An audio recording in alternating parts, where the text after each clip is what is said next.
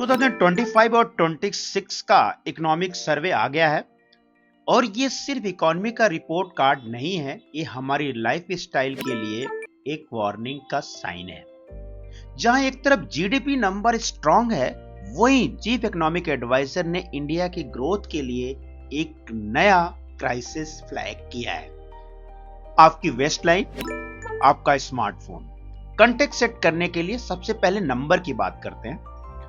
Global turbulence के बावजूद Indian economy stable बनी हुई है। वैसी साफ स्टेबिलिटी है इंडियन इकोनॉमी में। आने वाले फाइनेंशियल ईयर के लिए जो जीडीपी का प्रोजेक्शन है वो 6.8 से लेकर के 7.2% तक प्रोजेक्ट किया गया है। लेकिन पिछले 9 मंथ में 2025 के पिछले 9 मंथ में रिटेल इन्फ्लेशन का जो एवरेज है वो 1.7% रहा है।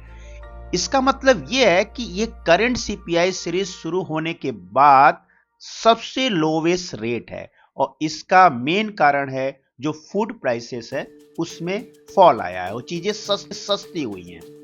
पर ग्रोथ किस पे डिपेंड करती है? ग्रोथ डिपेंड करती है लोगों पर, और गवर्नमेंट का कंसर्न है public health in this economic survey.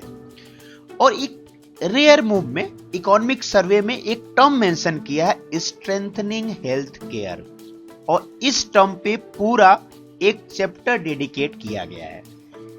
इसमें ओबेसिटी और जंक फूड को सीरियस इकोनॉमिक रिस्क बताया गया है और गवर्नमेंट डेटा के अकॉर्डिंग रिपोर्ट में कहा गया है कि 5 में से 1 इंडियन ओवरवेट है और ओबेसिटी का शिकार है। चीफ इकोनॉमिक एडवाइजर ने वार्न किया है कि ये पुअर डाइट, जंक फूड और अनहेल्दी लाइफ स्टाइल की वजह से हमारे वर्क फोर्स की जो प्रोडक्टिविटी है वो कम हो रही है। तो इससे टेबल पे एक और आइडिया है, बहुत ही रेडिकल प्रोपोजल है कि सर्वे में सजेस्ट किया गया है इसका एडवर्टाइजमेंट जैसे चिप्स, सोडा और शुगरी स्नैक्स मिल, इसका एडवर्टाइजमेंट पर सुबह 6 बजे से लेकर के रात 11 बजे तक बैन लगाने का ऑप्शन भी गवर्नमेंट एक्सप्लोर कर रही है।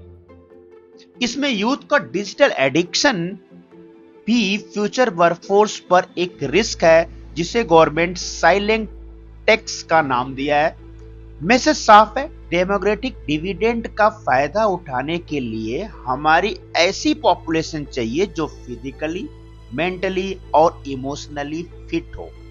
अब अगर इंडस्ट्री की तरफ बात करते हैं, यहां फिलॉसफी में एक बड़ा शिफ्ट आया है। सर्वे ने एक डिसिप्लिन स्वदेशी का कॉन्सेप्ट इंट्रोड्यूस किया है। इसका मतलब यह है कि इंडिया को बाकी कंट्री से कट ऑफ करना नहीं है, लेकिन जो अपने क्रिटिकल यूज की चीजें हैं इंडिया में प्रोडक्शन उसका खुद हो सके, इसके 3 टायर स्ट्रेटेजी अपनाया है, इकोनॉमिक सर्वे में मेंशन किया है। इस जहां जिस चीज की कैपेबिलिटी हो उस चीज को बिल्ड करें और जो क्रिटिकल नीड की चीजें हैं उस पे इंडिया सेल्फ डिपेंडेंस बनने की ट्राई करे।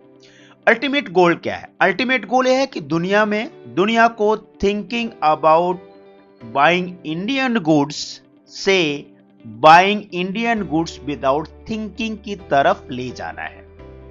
और ये चीज हो सकती है अगर मैन्युफैक्चरिंग पे ध्यान देंगे, मैन्युफैक्चरिंग को प्रोग्रेस करेंगे रादर देन कैपिटल मार्केट और स्टॉक मार्केट में इन्वेस्टमेंट से। सर्वे में ये भी एक्सप्लेन किया गया है, इस बात पे प्रेशर दिया गया है कि जो चीप लेबर को हम स्किल्ड लेबर में कन्वर्ट करें। एम्प्लॉयमेंट में भी रिकवर हुआ है। एम्प्लॉयमेंट में रिकवर ये हुआ है कि फाइनेंशियल ईयर के 2nd क्वार्टर में 8.7 लाख नई जॉब ऐड हुई है, लेकिन इसमें जो गिग वर्कर्स और लो स्किल्ड वर्कर की क्वालिटी या उनके एम्प्लॉयमेंट का कंसर्न अभी भी है। आखिर हम लोग देखते हैं कि most of the population is trying to shift in the cities. तो सर्वे में एक अर्बन प्लानिंग के लिए जापानीज मॉडल को फॉलो करने की बात की गई है। ये सजेस्ट करता है कि हमारी अपनी जो सिटी हो उसमें हाई राइजेस हो, सिटी को डीरेगुलेट किया जाए, टॉलर बिल्डिंग बनाया जाए और हाई डेंसिटी रेसिडेंस को प्रमोट किया जाए, जिससे ट्रांसपोर्टेशन एंड हाउसिंग की क्राइसिस सॉल्व हो सके। नमो भारत रैपिड रेल जैसे हाई स्पीड कॉरिडोर के साथ मिलकर इसका गोल मार्केट को सिर्फ सिटी सेंटर तक सीमित न रख करके एक्सपेंड करना है। तो वर्डिक्ट क्या है? मैक्रो फंडामेंटल बहुत ही स्ट्रांग है। फॉरेक्स रिजर्व हमारा 7.1 बिलियन डॉलर तक पहुंच गया और रिकॉर्ड हाई है। लेकिन जो माइक्रो फंडामेंटल है, जैसे हमारी हेल्थ, हमारे स्किल्स और हमारे सिटीज, इस पर ध्यान देना सख्त जरूरी है। बजट सेशन की तरफ बढ़ते हुए सरकार ने ये सिग्नल दे रही है कि इकोनॉमिक ग्रोथ अब सिर्फ फैक्ट्रीज के बारे में सोचने से नहीं होती, अब ह्यूमन कैपिटल के बारे में भी सोचना होगा।